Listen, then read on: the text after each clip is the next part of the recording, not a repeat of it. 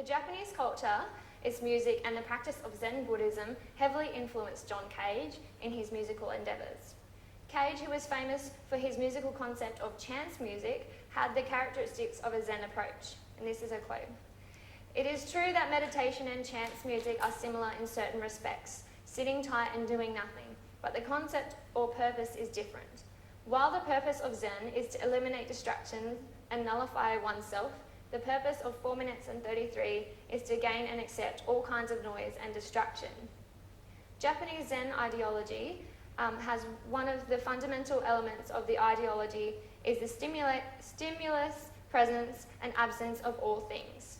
Oh, sorry, let me correct myself there. Simultaneous presence and absence of all things. That makes much more sense. An example of this concept is the idea that if a person loses everything at the same time, they gain everything. Applying this notion to music, it could be said that in a space of silence, all comprehension and understanding of sound can exist. Whilst it seems that sound has been taken away, our acceptance, desire, appreciation, and understanding of sound has also been at once given. Or, if there is always a presence and an absence of all things, then could it be that where there is sound, silence is also present? Silence, whether it is a nothingness or it is simply the softest of sounds, is an underlying platform for sound to exist, meaning that for every sound that you hear, you are also hearing silence. This resonates with Michael Coombs' idea of the orifice. Coombs recently spoke about the orifice as part of a PhD presentation at the University of Western Sydney. He described the orifice as a kind of circle with edges, an outline that creates a hollow. This inspired a conceptualization of sound as a kind of circle or an outline that creates, or a sort of indicator that alluded to an inner space where silence is coexisting. That is, the outline itself, the sound itself, the existing thing, is a signpost for what is non-existent, but yet, ironically, is somehow still present. Like the space inside the ring, the silence inside the sound, existence and its potential to, non-existence and its potential to exist. These overlapping ideas demonstrate that the ideologies of both Eastern and Western cultures are beginning to blend on this topic. Although what is most intriguing is not only that two opposite cultures share similar beliefs about silence, but also that two civilizations from two different ages can also arrive at similar understanding even after thousands of years of rejecting this idea. In ancient Greek philosophy, for example, the once rejected idea of the music of the spheres has been proven truer today in astronomy research. Modern science now believes, as the Greeks did, that planets can vibrate and therefore a sound much like a ball being thrown and rotating in the air can make sound.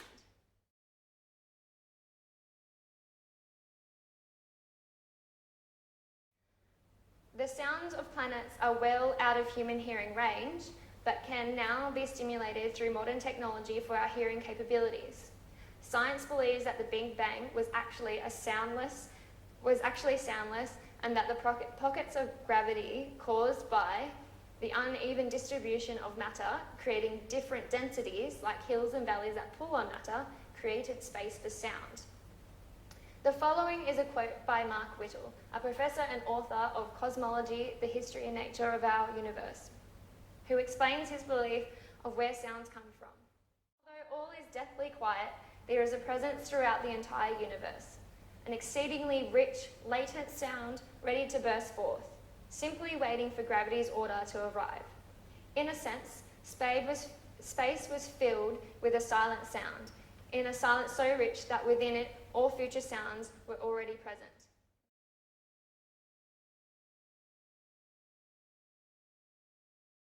If we could somehow cheat time and unlock all this sound at once, what would it sound like?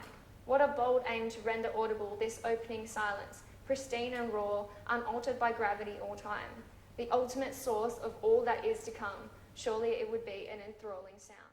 And I've just realised that my paper is actually not updated, but I did want to actually comment that what this is alluding to, if you think of this concept of what that might sound like, it could be one of two potentials. It could be that the sound is completely overbearing, and it could also be that the sound, so much sound, collectively would create a single tone, which I believe, if we look at this here as an example, I believe if there is a single tone on the one end of all sound, then at the other end of sound there must be a single tone of silence, if that's what you can call it.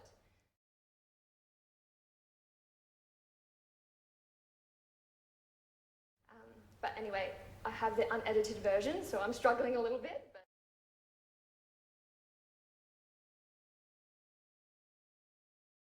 quoted an eloquent statement given by Lacan.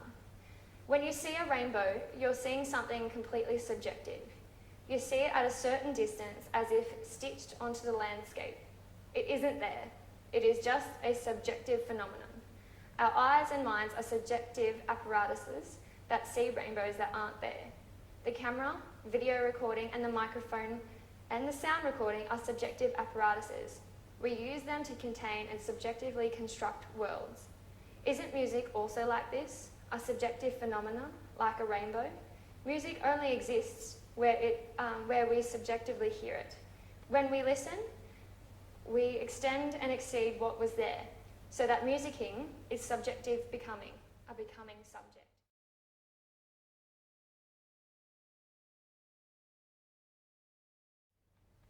If we think of music in terms of subjective phenomenon, then music is only there because we hear it.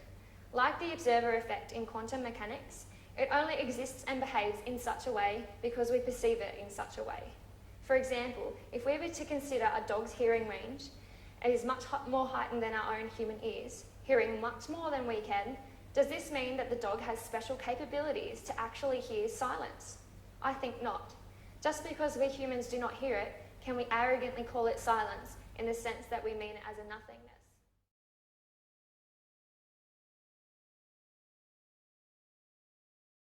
Amy Simony, author of Vibrating Colours and Silent Bodies 2012, describes silence as aligned with the action of attending to that co-constitution. Silence is not simply an absence of sound, noise, or music. Rather, silence is a concomitant with the pre-reflective life of the body that subtends all of our activities in the world. Silence becomes part of the condition of possibility for all our embodied actions, including actions like playing a musical instrument whose aim is the production of producing sound. In essence, Simony is suggesting that if there is life, there is movement. If there is movement, there is vibration. If there is vibration, there is sound. When we give this more thought and consider all that we are made of, pumping blood, circulating air, atoms collecting themselves, it is realised that we move in every moment in a multitude of ways, and thus we must consequently always be vibrational sound. Again, reiterating Cage's idea that perhaps there is no such thing as silence, at least not to our conscious human experience. Although equally true is that perhaps all silence is in fact all noise, that unlike Atali's statement that life is full of noise and death alone is silence, I would argue that even death, based on this paper's findings, is not silent.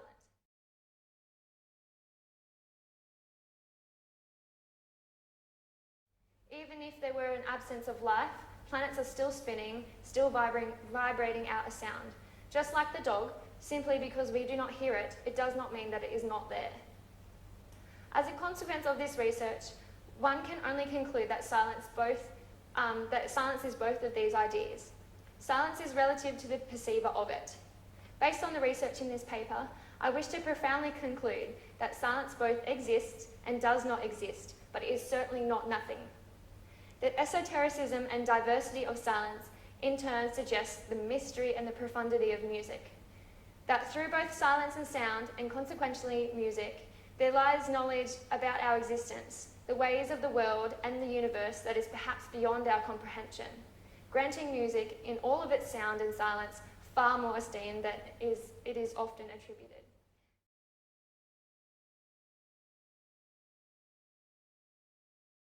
Thank you very much. That's my paper. These are my references, which I have added, and I was meant to bring them up as I went, but this is, again, I've picked up the wrong editing of my script today, so thank you very much for dealing with that along with me.